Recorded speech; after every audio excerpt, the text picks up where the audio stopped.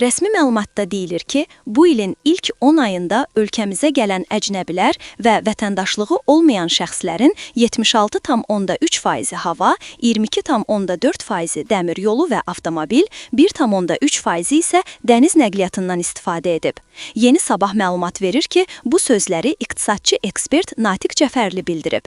Yaxşı, əcnəbilərin ölkəmizdən quru sərhədlərlə çıxışına, getməsinə tam icazə var, sərbəstdilər.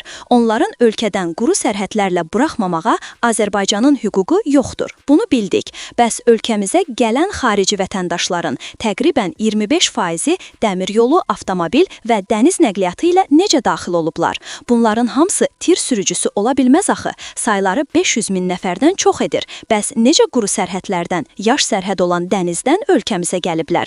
Onlara olar, bizə öz ölkəmizə gəlmək olmaz, o qeyd edib.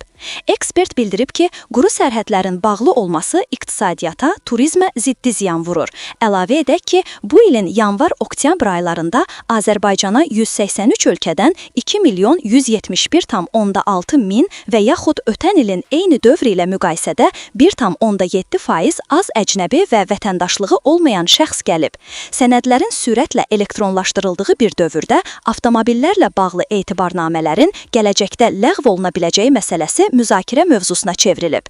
Mövzu ilə bağlı Konkret.az-a açıqlama verən nəqliyyat eksperti Eldəniz Cəfərov qeyd edib ki, avtomobillərə dair verilən etibarnamələrin hazırki mexanizminə yenidən baxılması zərurəti yaranır.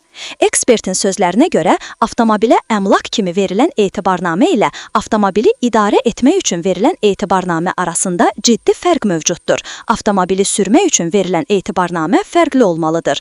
Bugünkü dövrdə düşünürəm ki, avtomobillərin idarə edilməsi üçün verilən etibarnamələrin məsələsinə yenidən baxılmalıdır. Cəfərov etibarnamələrin nə vaxt ləğv oluna biləcəyi ilə bağlı konkret tarix verməyin mümkün olmadığını da bildirib. İndi deyə bilmərik ki, nə vaxtsa ləğv ediləcək. Bunu indidən proqnozlaşdırmaq çətindir. Bu, yalnız müvafiq qurumların qərarı ilə baş verə bilər.